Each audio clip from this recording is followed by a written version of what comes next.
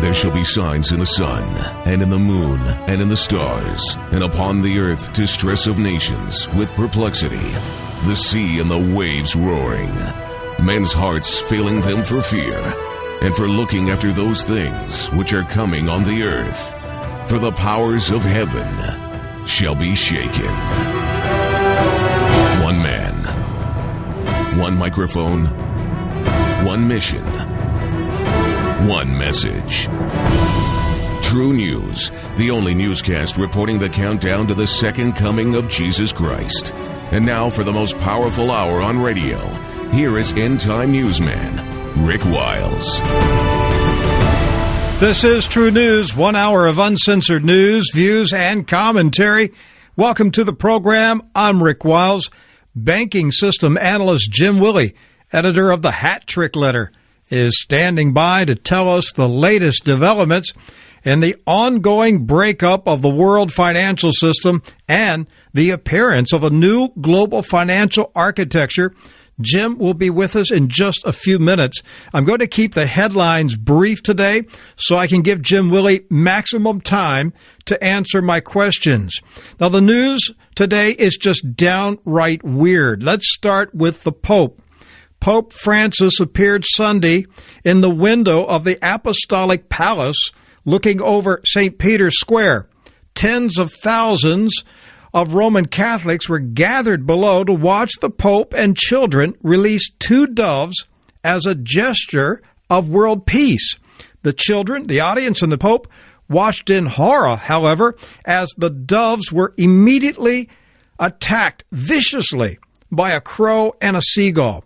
One dove managed to break free from the gall, losing some feathers. The other dove was repeatedly attacked, but eventually broke free and flew away. Is it a bad omen, or were the doves just in the wrong place at the wrong time? Well, doves represent peace. Crows represent death. My first thought about the seagull is that it flies over the sea along the coast. So was this an omen that world peace would be attacked from the sea? Now, if the Vatican angry birds isn't weird enough, listen to this story. Italian police today are searching for the thieves who stole a religious container with the blood of the late Pope John Paul II. This is just getting stranger by the day. The blood came from the attempted assassination on his life. The ornate container was stolen from a Catholic church in a mountain community in Italy. Italian police suspect the thieves are part of a satanic group. February 1st is the Satanic New Year, and Italian police think that the Pope's blood was stolen by Satanists along with a crucifix, and that his blood and the crucifix will be used in satanic rituals this Saturday. Now, WorldNet Daily, WND.com, published an interview with El Shaddai Ministries Pastor Mark Biltz regarding omens. He's concerned about the timing of the highly unusual 4 blood moons over the next 2 years, including a super blood moon eclipse. He told WND.com that, quote, 4 total lunar eclipses happening the next 2 years herald possible war in the Middle East as well as a global economic collapse, end of quote. And then there was the nationally televised night of witchcraft, sorcery, and decadence called the Grammy Awards. 33 couples, note 33, as in the 33rd degree of Freemasonry. 33 couples, including same-sex couples, were married during the award ceremony as a rap duo performed the gay rights anthem, Same Love. The multiple marriages were officiated by Queen Latifah. Country music singer Keith Urban cried on stage watching the gay couples be married. Madonna, the practitioner of Jewish Kabbalah witchcraft, arrived at the Grammys dressed in black as a witch. She also sang Same Love on stage.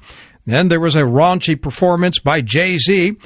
But Katy Perry outdid them all with a performance that was nothing other than witchcraft on stage. She was surrounded by demons as she danced around an upside-down broomstick while encircled by fire during her performance of the song Dark Horse. She wore clothing bearing an illuminated Knights Templar cross. And millions of dumbed-down Americans sat in their living rooms and watched the live telecast of occult sorcery and witchcraft.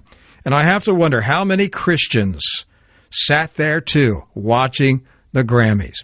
The Luciferians are no longer hiding their allegiance to Satan, and the church people are asleep at the wheel while Satan is driving the nation straight to hell. America has ceased to exist. Babylon has awakened, and she is a harlot that will be utterly burned to the ground.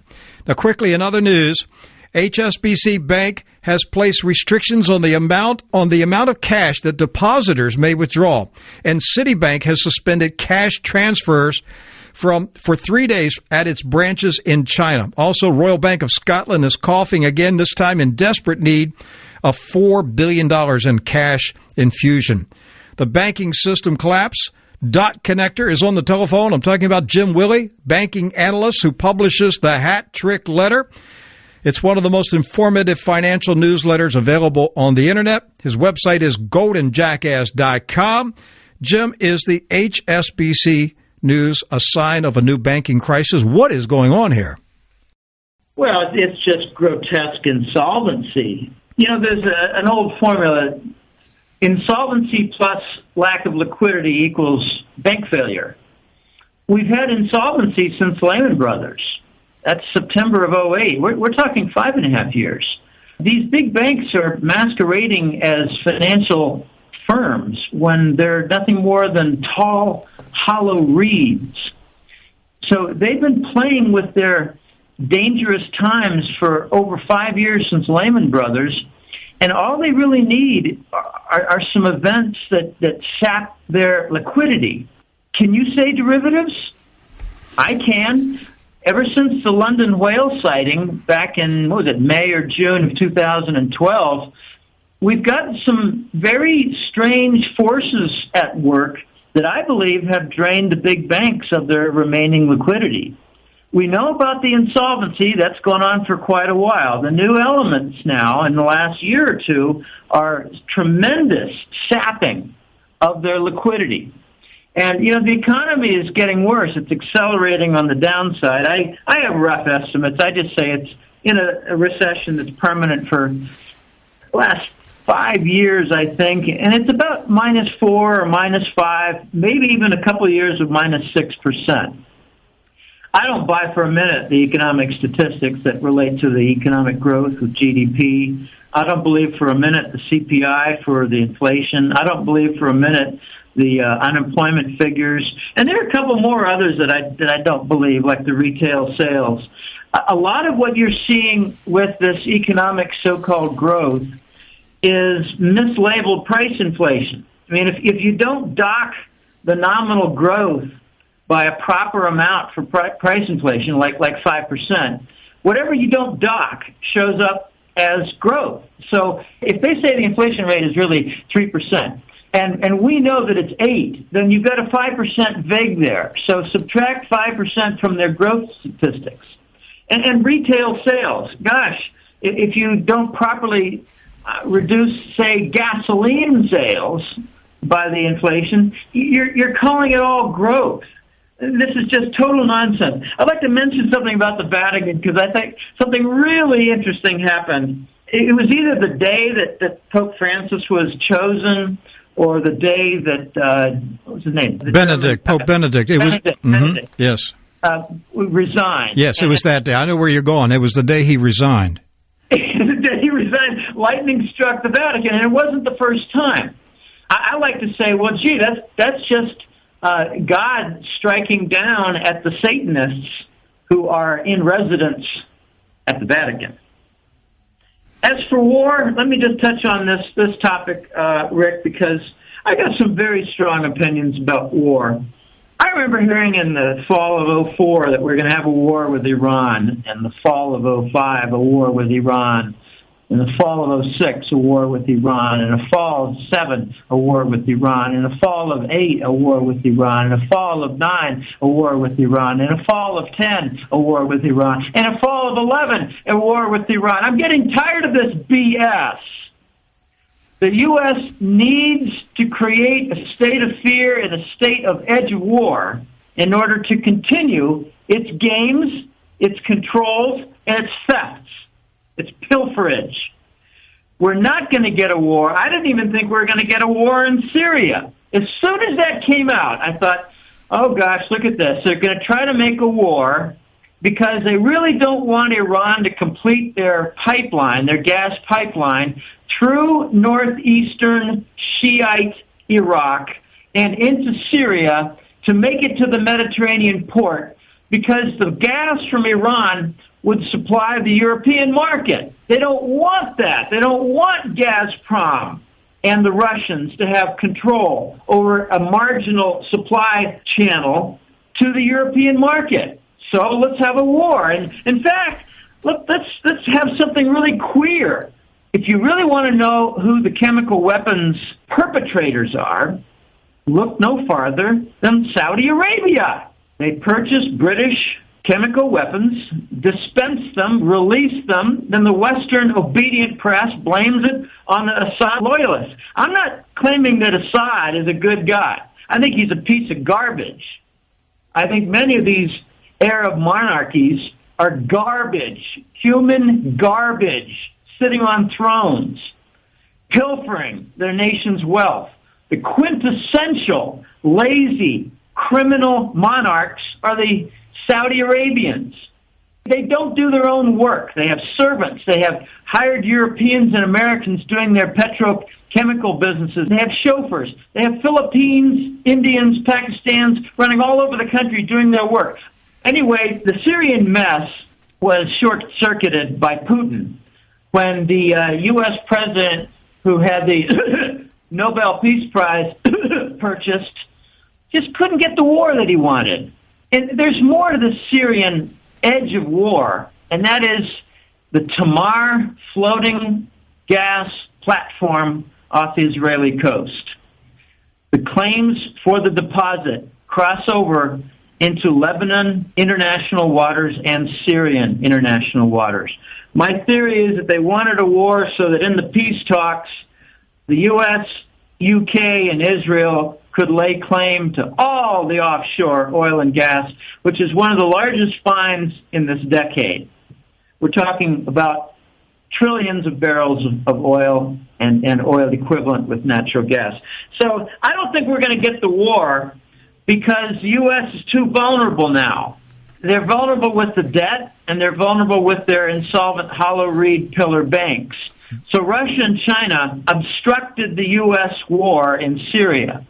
I believe it was a lot of different things that might have subverted their war effort. But the U.S. war machine must go on, or the U.S. nation's going to collapse.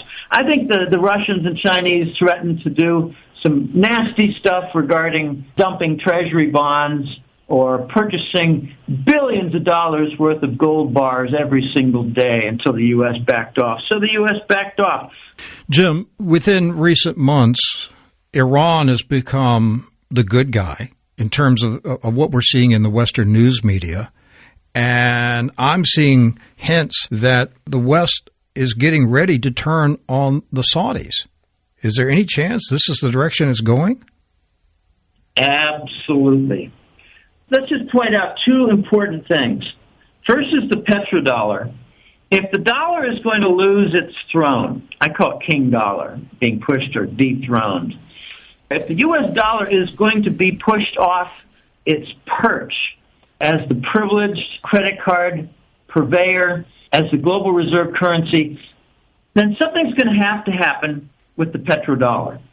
And I think the petrodollar is doomed. Gosh, I remember Easter Sunday 2010, I got a note from a very prominent gold trader in Mideast, and he said that arrangements are being made right now for Russia and China to gradually take control of the protectorate role in the Persian Gulf. All right, so plans have been going on for quite some time. Then I heard about a dollar kill switch, which was to change over oil based sales in dollar terms to something else, or really to anything else, to whatever someone wants to use. Like, let them use Swiss francs in Europe. Let them use Japanese yen. Let them use Korean won, W-O-N. All right, the second thing you need to keep in mind regarding the Saudis is that on their main wells, like take the gigantic Gawar field, they're pumping 70 to 75% water. In many of their oldest wells, they're pumping 90% water. You can't have a dollar petro standard based on enforcement of oil sales where 75 to 90% of the production is water. You can't do that. So, all right, the big turning point was Cyprus. Again, another false story. You cannot read these headlines of the stories and take them for face value. They're almost all a lie. The Cyprus event was very important. I think it was focused as an attack against Russia. Yeah, you could canvass 100 people on the street of the United States, even in financial districts. I don't think you'll find more than 1 out of 100 that knew that Cyprus was the window for the Russian central bank and their entire banking system for doing business as intermediary with the West. Now, that's a very important point regarding Cyprus. All bank transactions going from Russia or to Russia went through Cyprus. Who do you think that off? I think the U.S., U.K., and Western Europe, castle dwellers, and the banker maestros, and the monetary policy makers. What was one of the biggest banks in Cyprus? Gazprom Bank. So we got some very important things that are going on, and they tried to sell the story as a bank bail-in, an account confiscation bail-in model. Well, if there was a model, how come it hasn't been used? We're talking about a long time. I don't know exactly how long it's been, but I think it's been about 10 months since the Cyprus event and the creation of the bail-in model. Now, I'm not talking about bail-ins being written into law. I'm talking about bail-ins being executed. We haven't had a single one. So what was the purpose of Cyprus? Was it bail-in, or was it trying to block the infiltration of Gazprom under Kremlin control in Russia to take over a good portion of the energy supply and banking regarding Western Europe? Now, there's more. Greece. Why do the Europeans, especially the Germans, continue to throw good money after bad? My joke is, why do they continue to throw good fake money after bad fake money? But why do the Germans and the Western Europeans continue to bail out Greek banks if they're so broken? Well, there's another angle to this, and it's being slowly revealed. Greece is a transit point for a lot of the Western Asian oil and gas pipelines that serve the European market. And I believe that the Western Europeans concluded, if we let Greece go, it's probably going to get bought up for 30 cents on the dollar by Russian oil money, and they'll take control of the pipelines that feed oil and gas from locations like Turkmenistan through Turkey. And they didn't want that. They're already really up against the wall with Russian and Western Asian energy supply and Iranian energy supply. I think before long, you're going to see Western Europe becoming a yes, sir, whatever you need, vassal state to Russia. Remember, the UK did not back the U.S. Right. Why did they back off? I think they got a phone call from the Kremlin, Rick. Mm-hmm. Regarding Germany, is it accurate to say that Germany must decide between whether it's going to continue to prop up insolvent EU countries or whether it's just going to chuck away the EU and link up with China and Russia? I think a mistake a lot of us Westerners make is that we think of Germany as one entity. Germany's really got many sides, but let's just divide them into two parts. The pro-U.S. UK side, dominated by the bankers. I mean, let's face it, Deutsche Bank, even the Bundesbank, they did not go against the Anglo-British American bankers' I mean, take a look at the Euro Central Bank. They do whatever the Fed dictates.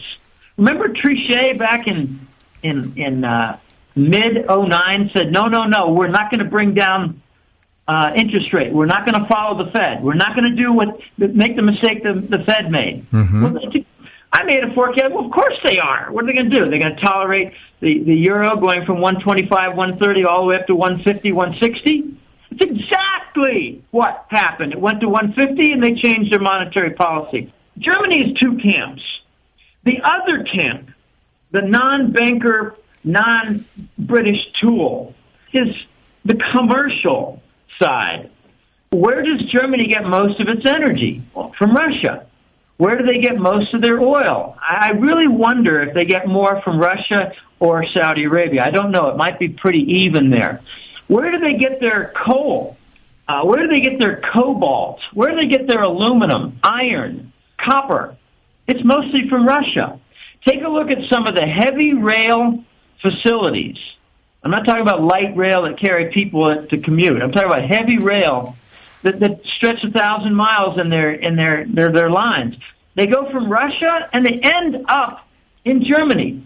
I was told way back in 2009 there's going to be a Nordic euro. Look for Germany, Netherlands, Austria, and probably Finland to break away from the euro and create their own euro, and eventually maybe even make it gold-backed.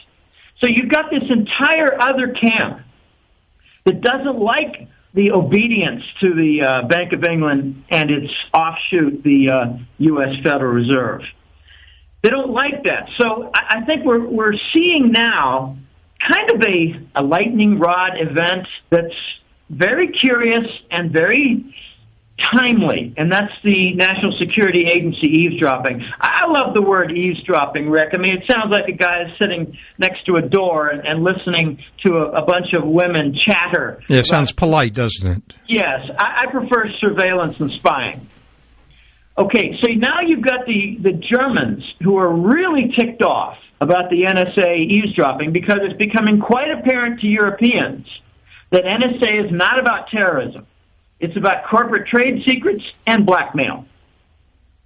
NSA eavesdropping is not about terrorism. It is not about blocking heavy movements of dirty money. It's about capturing trade secrets, like between Australia and Japan during their trade talks, and using the information as blackmail. So this is a further device of the fascist business model run by the U.S.-UK. Now, we've got some turning points here. I've heard it said by a couple of German clients of mine that the NSA issue is sufficient for Germany to turn its back on the West and turn east. And I think it's going to be in the form of really accepting the petro-yuan, which is a huge topic. I think the petro-yuan is coming. The petrodollar will die off. The Saudis are going to be forced by Russia to accept some Russian-led pricing, and it's going to be done with the financial instruments in Shanghai with the futures contract. And in the process, the Saudis are going to do it kicking and screaming because they know that it means, therefore, they're going to have to discharge a lot of their treasury bonds, discharge a lot of their New York City bank stocks like Prince Al-Walid and his Citigroup stock, and make real serious enemies of the United States.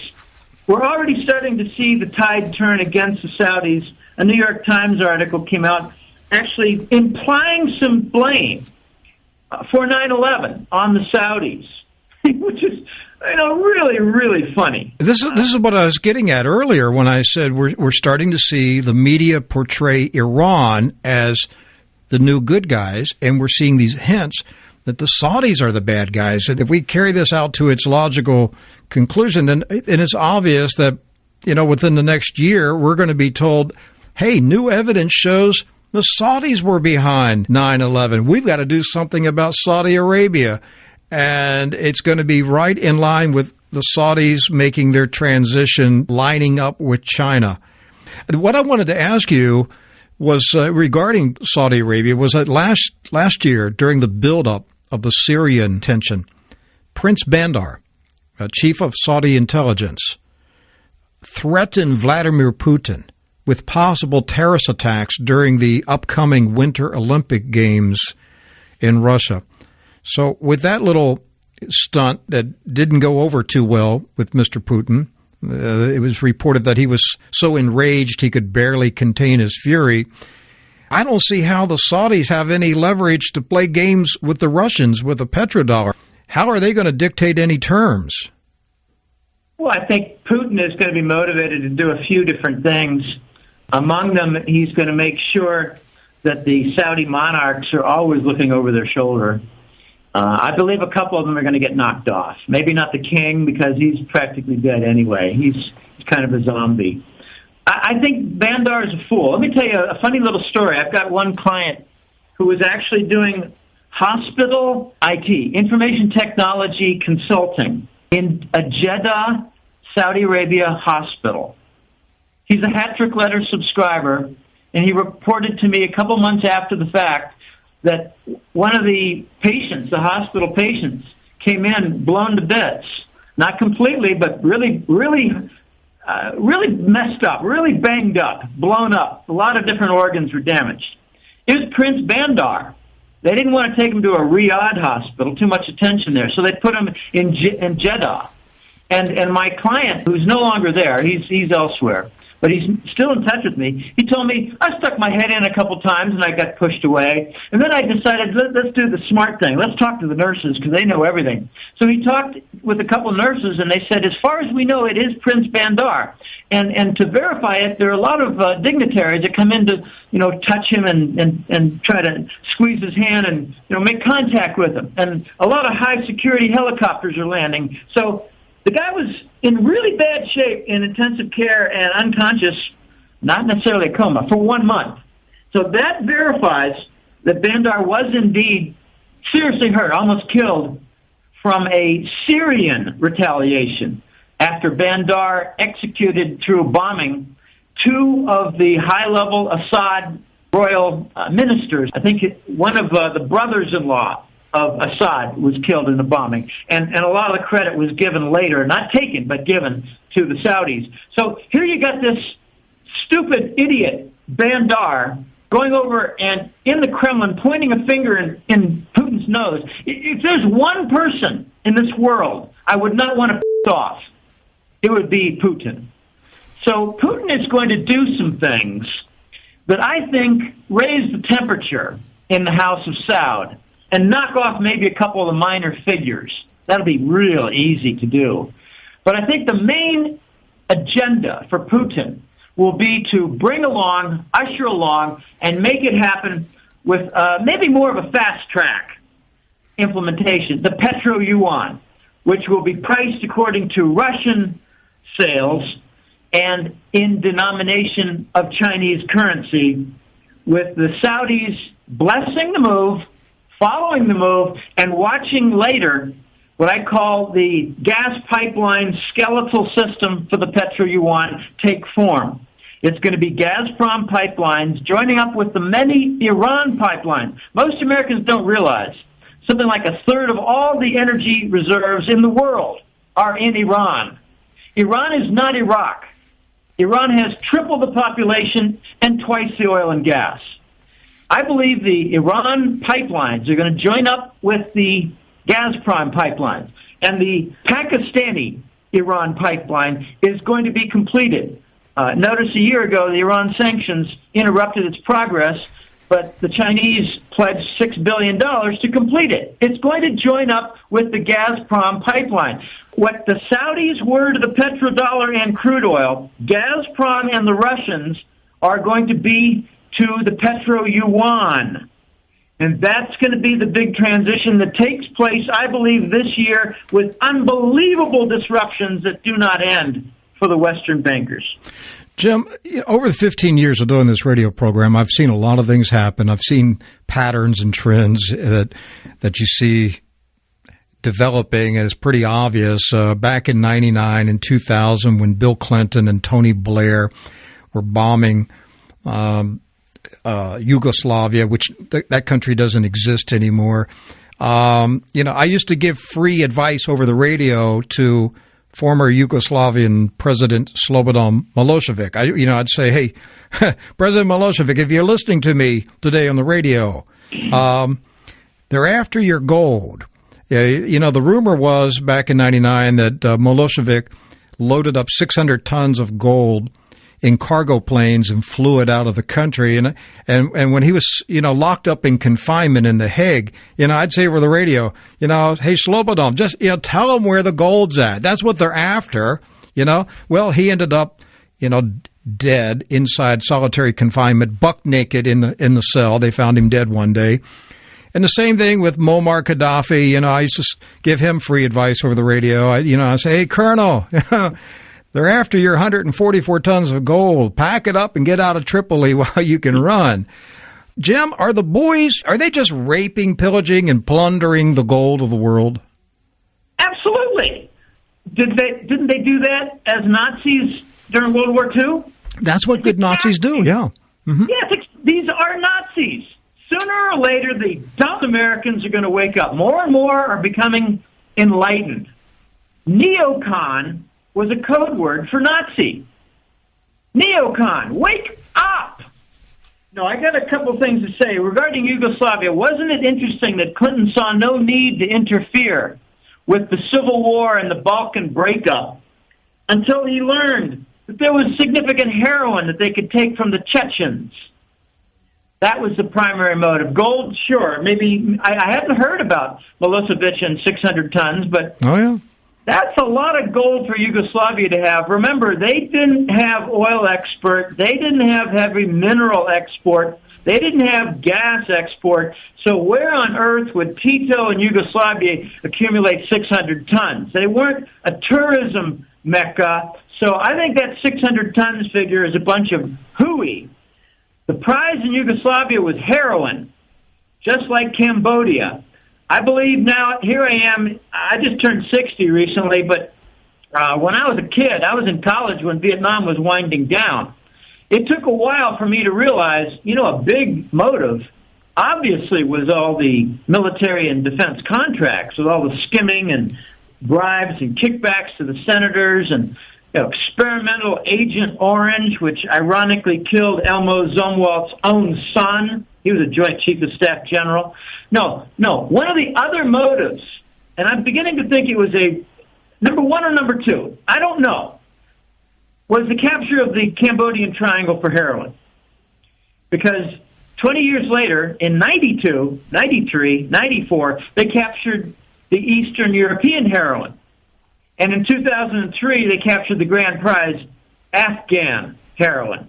So with those three main points, plus management in the J.P. Morgan-run Iraqi Export Bank, J.P. Morgan managed the clearinghouse on Afghan heroin sales. And the heroin went from Afghanistan to Kosovo, major distribution point, en route to Turkey at Incirlik NATO base, and all of the NATO European Air Force bases. So here's a funny little figure for you. In 1999, something like 7% of all U.S. street heroin was Afghan. Now it's 70, 10 times bigger. So you can call it a war on terrorism if you want, you morons out there listening, or you can laugh at the war on terrorism, you enlightened listeners out there. But the war on terrorism is a smokescreen for global capture and monopoly of heroin. I'd like to say something else regarding Saudis and gold. You mentioned 144 tons. That did not get removed from Benghazi, the Gaddafi gold bar cache. No, it was already sitting in London. No, the depositor was killed. So, who do you think owns 144 tons sitting in the London banks? I found it absolutely hilarious that the London bankers issued a public statement after the death of Gaddafi, something like a 15-point plan, that if the ragtag bunch that took control of the government in Libya could satisfy these 15 points to get their gold back. Well, They'll never get their gold back because they'll never be able to prove that the 15 points have been satisfied. And furthermore, they'll never be able to prove that they are the legitimate government of Libya. All right, then move on. In Tunisia, the West, the UK bankers, the British bankers got the Tunisian gold. That got all removed. It wasn't much. Then they tried to remove the gold in Egypt.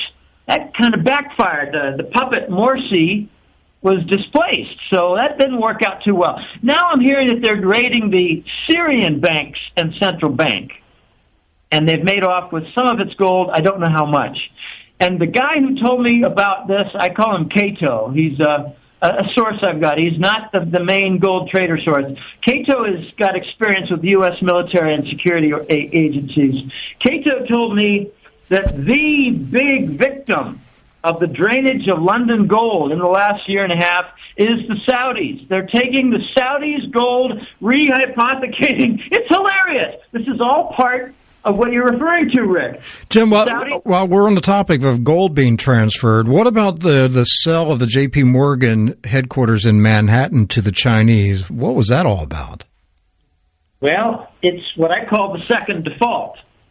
The first default was, I'm not saying going to be, I said was, the U.S. government debt default. That was not a trial run in September. I believe that was a debt default. It wouldn't go over real well with the U.S. public that the debt defaulted because they wouldn't be able to maintain the Treasury bond bubble, nor would they be able to maintain it across the West. So, U.S. government defaulted on its debt. That's the first debt default. The second one is far more complicated and very difficult to verify.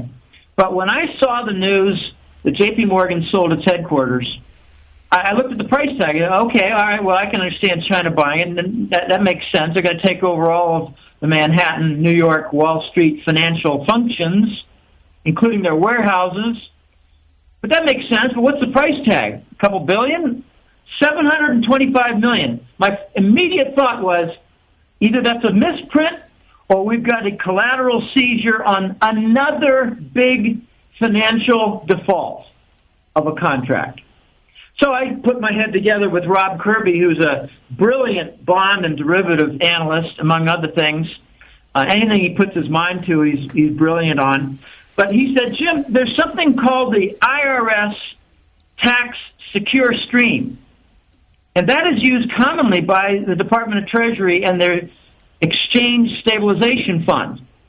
He says, my bet is that when we leased the Chinese gold in 1999 as the back end of most favored nation status, I mean, remember back in 99, I was shaking my head. What? Why do we give China most favored nation status? Why would we want to increase their foreign direct investment? Turned out later, $23 billion in FDI for manufacturing went to China. Why do we want to give up our core industry in the United States? Something's going on. It took me about 8 years more to find out that there was a massive gold lease done by China to the United States. And Rob Kirby believes, and I agree with him, well, he doesn't come out and say this is it for sure, but it's a big finger pointed, Rick. It looks like to secure the gold lease, the Chinese were given like a national mortgage bond on Internal Revenue Service tax secure stream. Okay, now you are getting dangerously close to a very scary scenario that I've entertained for years, and I've asked various guests about this because I've asked various economists, investors, tell me why China would continue to buy American debt with no collateral. Nobody makes these kind of insane investments, and I've always had this fear, Jim, that our government leaders have put the American people up as collateral. Their Social Security numbers. Yes. Their income. Yes. And is that what you're alluding to? Yes. I'm talking about a default on U.S. national income secure stream, a derivative contract. It's called IRS derivatives. They're commonly used. Okay, that would make us slaves to the Chinese. Precisely.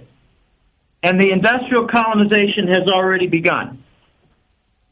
I believe the Fed, remember, here's the other big question that we were referring to in the last few years. What's the Fed going to do? What's the Congress going to do when the deadline comes up on the 100-year contract for the Federal Reserve?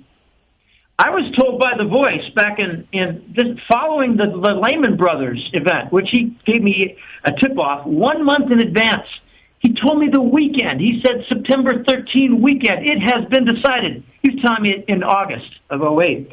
He said back in those conversations following Lehman, he said a very interesting sequence of events is going to happen in 2013 and 14. The Fed might not have its contract renewed. And by then you might have so many disruptions going on that the Fed might see a change in ownership. We just don't know. It's very murky. We know very little about its owners. All we know is that they got two different installments totaling $26 trillion in near 0% loans. No, here's what I believe is going to be coming next. Tremendous pressures, and I explained it in the January hat trick letter. So you have to, sign up and subscribe in order to get many, many more details. But imagine the pressures right now from the Fed and their quantitative easing. It's more like quick eradication of capital. The QE is killing capital by raising cost structures and wiping out profitability and forcing retirement of capital. A business is seeing, just XYZ Corp, is seeing their costs go up from QE. The dollar is being debased. Cost structure is rising. Profitability is going down. Their profit margins shrink. They close a couple of subsidiaries. They retire their equipment. They close the building. That's retirement and destruction of capital. That's the result. It's not stimulus.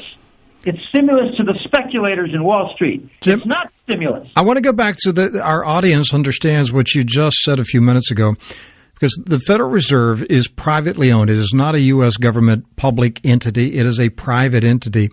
Are you insinuating that the Federal Reserve may have been foreclosed upon by the Chinese? No, J.P. Morgan foreclosed upon by the Chinese, along with the contract derivative of the IRS secured fund, secure income stream, which you could view as a national mortgage, an aggregate mortgage on the nation, has been foreclosed. As for the Fed, I think it just got bought out. The contract was over. You don't default on an. Okay, so who bought out the Fed? I think the Chinese bought. Okay, so it's the same deal. So J.P. Morgan got foreclosed, and J.P. Morgan is one of the owners of the Fed, and so you're saying the Fed got purchased by the Chinese.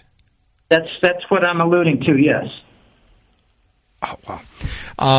I've only got about 5 minutes remaining. I think a month or two ago, one of your sources said that Switzerland and Germany had possession of a former U.S. military base in Panama and was installing underground gold vaults. Any more information about that story? I've come to learn that it was not government; it's all private. Mm-hmm. My source in Panama is a very reliable and bright guy. I've met him and had two very long lunches that lasted 2 or 3 hours each. Very bright guy. He said he has come to learn it's a stage 3 depository, private owners for private clients, and it's primarily Central European wealthy. Just think of wealthy Germans and Swiss who no longer trust the Swiss banks for their allocated gold accounts. So they're moving it to Panama for secure holding. He said now there's a new twist to the story. He said it has been decided by very serious high-ranking authorities in Panama that they're going to expand this probably for their new effort for a gold-backed currency called the Balboa. They got rid of the Balboa when Noriega got pushed out. His main crime was that he wanted to get rid of the dollar, so he'll never see the light of day again from a prison cell. The Panamanians have now a private Stage 3 gold depository that I believe is going to double up in size, capacity, and function as the central bank gold repository for the new gold-backed Panama Balboa. Let me finish a point, though, about China regarding the Federal Reserve. I believe that all these forces, which I describe in the January hat trick letter, all these forces, the QE and the backlash internationally of QE. You've got foreign nations saying, well, we've got treasury bonds, and you're debasing their value with this QE that's now in its third year. So we're going to have to develop an alternative. So they're dumping dollars, and they're not showing up at treasury auctions. And that's why the Fed is buying 90% of U.S. Treasury issuance. The other side of that is that eventually the Fed is going to be on a hurricane cycle. They're not going to taper. They're going to double and triple their QE volume. They're already getting caught red-handed using Belgium central bank to show up some of their QE purchases. They're already being exposed for the reverse repo. I defy any of your listeners to define completely the reverse repo and explain it as a normal function. Can't be done. I believe it's hidden QE. There's no collateral brought to the repo window, yet money is going through the repo window. That's QE hidden. So what's going to happen in a conclusion here, Rick? I believe China is going to take over J.P. Morgan and the Fed and be in charge of the foreign monetary policy and central bank. Are we headed towards a dual currency, a domestic dollar and a international dollar? Yes. A month ago or so, the Department of Treasury took back some functions from the Fed on dollar management. And I believe it's a precursor for the Fed to say, all right, Treasury, go create your own dollar. I'm calling it the dollar. The U.S., with its third world finances and lack of industrial base, needs a third world dollar. We've already got a third world president. Now we need a third world dollar. I think we're going to call it the Republic dollar or something like that, and I'm going to call it the dollar because it's going to get devalued like the Venezuelan currency, the bolivar. It had a 35% and a 40% devaluation, bang, bang, 2 months apart. If you get a 70% devaluation in the new dollar that's forced into usage as legal currency, legal tender in the U.S. economy, you're going to see a 200% price inflation effect. One quick question before I let you go. Going back to Central America and Latin America, few people talk about Central America and Latin America in this global reset of the economy. What do you think is going to be the future for Central and Latin America? Before I answer that, let me just real quickly say that the currency reset has a better name, and that's the return to the gold standard. Mm-hmm. That's what it is. You can't say that in the U.S. press, or else people will start buying gold. The currency reset is an overnight reset of the currencies relative to gold. And then comes the split of the dollar and the dollar arrival. I also have another name for the Geneva-Iran nuclear talks. That's the petrodollar surrender summit, where nations very desperately want to know, are we going to be bombed or plagued with viruses or have our banking systems disrupted with computer viruses? Thank you, NSA and Langley. Now, okay, as for Latin America, it's really just going to be a shopping field for China. Very few people realize most of the Andes is in the middle of nowhere. You've got a lot of development in Bolivia and Chile and Peru, to be sure, of copper and other base metals. To be sure. It's been going on for 50 years. But the Andes is twice as long as the Rockies. And you've got virgin territory. And the Chinese are all over this like white on rice. Yes, and the Chinese are now in control of all the oil reserves of Ecuador. Yeah, well, Ecuador is going to be an interesting story because they're on the dollar. Their entire economy and banking system is on the dollar. I doubt that they have a backup plan, Rick, where they quickly move to a Ecuadorian peso or whatever. No, the Hong Kong bankers do have a backup contingency plan. When they ditch the dollar peg, they're going to go to the Hong Kong free-floating dollar, and I guarantee it's going to go 30% up versus the U.S. dollar immediately. There's another currency that's going to take a big jump up, and that's the Swiss franc. You have now over 2 years of the 120 peg of the euro and Swiss franc. That means the Swiss central bank has been buying billions of euros in order to prevent the purchase of billions in Swiss francs.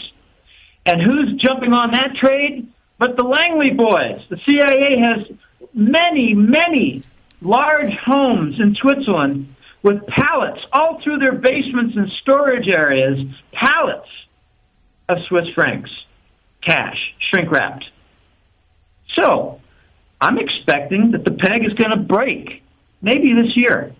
Now, I think Latin America is going to be very interesting, and Brazil is worth watching because they're going through a lot of liquidations. The Batista energy empire is being liquidated. We're not talking about tens and 20s and 30s billions of dollars in capital being liquidated. We're talking about much less than that. I think the Chinese are going to go in there and with some kitchen money, they're going to buy some of the assets from Brazil. They already built for them the longest wharf loading dock pier. It's 3 miles long in Brazil, and they built the whole thing for Brazil. It's going to make sure that the Chinese control a lot of the retail functions and have a guarantee on any Brazilian energy that comes out of there. Do you think China's plans to build an alternative canal going through Nicaragua, is that simply pressure on Panama to get on board with China's plans? That's a very good angle, Rick. I usually laugh at the story because I've been to Nicaragua 20 times. And the prevailing, powerful impression that you get is that nothing gets done. Nothing gets done. It's not a function of, someone's waiting with his hand out. He needs $1 million bribe in order to get this thing on track. Just nothing gets done. There's not a lot of capitalism. Yeah. It's primitive. It's a step back in some towns, it's a step back into the 60s. In other towns like Managua, you got modern malls and banks that look very, very nifty and clean. And, it looks like modern day. But get a good grip on their economy, which I have read about when I make trips. I buy a newspaper and I read about what's their GDP, what's their main industry. Obviously, it's agriculture. But what are some of their other industries? It ain't tourism. It ain't banking. They've got a lot of little industries. And now an interesting thing is happening in the last 2 years. The Russians have come in and said, we'll help you to build a 3G cell phone system tied with cable. Their cell system is better than Costa Rica's. I've been in Costa Rica now 7 full years. I can't tell you how many calls I get that are dropped off. I can't tell you how many people I cannot call. I can only make a text message to. That's not the case in Nicaragua. No. I've done some more examination and analysis of the situation regarding the canal. The largest lake in all of the Americas is Lake Nicaragua. It's enormous. Mm-hmm. All right, so maybe they'll use that as a source of water for the canal. What do they call them? The lock system. Mm-hmm. But it's more complicated than that. I've read about the Panama, a fascinating tour. My first couple times I went to Panama City, this was about 4 or 5 years ago. I went to the museum at the Panama Canal. It's fascinating. Top floor is about the actual canal and the routes and the locks and everything. But the lower floors are more fascinating. The lowest floor is on the construction. The second floor is on all the greenery, the plant life. Mm-hmm. The next floor up is all the insects, and I'm telling you, they got fireflies the size of your fist. Yeah, I've been there. And what's interesting is Li Ka-shing controls the Panama Canal. His company has the contract on the operation of the Panama Canal, Li Ka-shing of Hong Kong. So why is China playing this game? And I have to believe that the pressure is on Martinelli of Panama to dump the U.S. and line up with China. Well, that could very well be. The Panama Canal is not a simple story. There has been a project now, and it's in its, I think, second or third year of expanding the Panama Canal. So the Chinese are getting their way there because they're in charge of it. The Chinese are like the landlords. they're not to be seen. I don't ever see a Chinese face anywhere near the canal. I don't see any of the workers with Chinese face. No, and I've been there many times. I've never seen a Chinese person in Panama City. They're the landlords. They're the dueños. They're the landlords. Now, I think what's going on, and the widening of the Panama Canal is to accomplish something very important, to permit the wider shipping vessels, the oil tankers, to go through, because they've got one size. It's called the Panmax, means Panama maximum size. The Panmax can go through now, but there's some bigger ones that are out there. They want them to go through. I believe China is using some leverage there regarding Nicaragua. Maybe they're jealous of what the Russians are doing in Nicaragua. But when I did some reading more about the construction of the Panama Canal, you've got to understand, it was only about 15 miles of dredging through the earth. The rest was the lakes and the little tributaries to the ocean. Nicaragua's not like that. It's 80 miles. Yes. Okay, so they could take advantage with the water in Lake Nicaragua, and it's only about, 5 or 7 miles to Lake Nicaragua. Okay, that's fine. That's easy. What about the rest? Who's going to do the work? They'd have to ship in 20,000 Chinese workers, and there's an advantage and a disadvantage to the Nicaraguan proposed canal. The disadvantage is that they do not have a natural rainforest ecosystem. Panama does. So it uses some of its own rainwater on the lock system.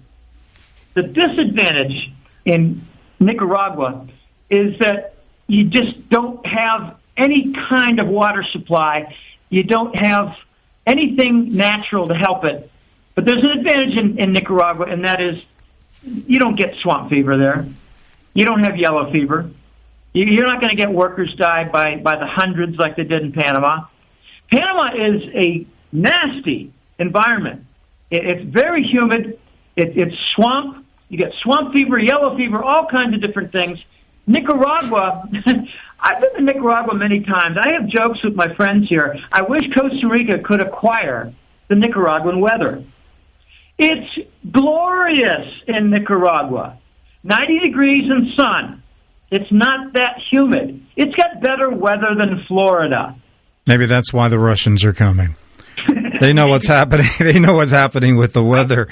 Jim, I want our listeners to know about your newsletter, the Hat Trick Letter. As I said in the opening, one of the best financial newsletters is out there, and I really mean it. It's quite frankly, it's mind-boggling. I have to set aside an evening to digest the newsletter when it comes out, and it comes out in several parts. And this current issue, I think, is coming out in 4 parts, but the amount of information really is staggering, and you have to read and stop and digest and ponder what Jim just conveyed to you, and it's worth the money. And you can subscribe to it at his website, goldenjackass.com. I don't even want to go into the name, goldenjackass.com. The next time Jim's here, we'll let him explain that one. But it's goldenjackass.com, and it's the Hat Trick Letter. Like I said, one of the best newsletters on the state of the financial system. And if you're interested in knowing what's really going on in the world, that's the newsletter to subscribe to. Jim, thank you so much. I appreciate you giving us so much time today. My pleasure, Rick. We'll do it again. Well, today's program has been a powerful kickoff of the week. We've talked about angry birds at the Vatican. We've talked about Satanists stealing the Pope's blood, witchcraft at the Grammys, banks teetering on collapse. My friend, the world is racing toward the end of time. Is your name written in the book of life?